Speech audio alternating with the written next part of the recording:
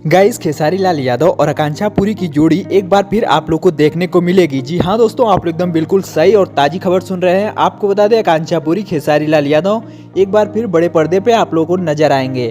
आपको बता दें, इन दोनों लोग की शूटिंग चल रही है। हालांकि काफी दिनों से एक गाने के बारे में चर्चा हो रही थी और जिस गाने में आकांक्षा पुरी को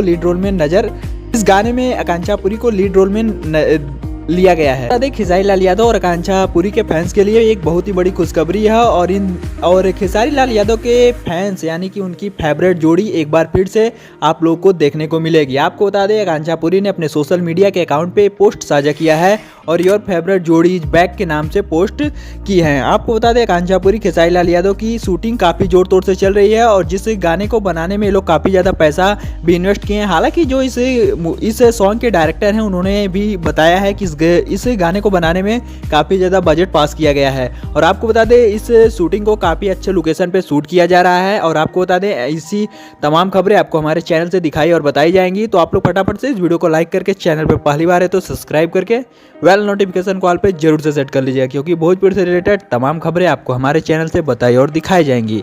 तो हमारी वीडियो लास्ट तक देखने के लिए बहुत बहुत धन्यवाद। मिलते हैं फिर से किसी एक और नए धमाकेदार वीडियो के साथ। तो तब तक के लिए जय हिंद, जय भारत, वंदे मातरम।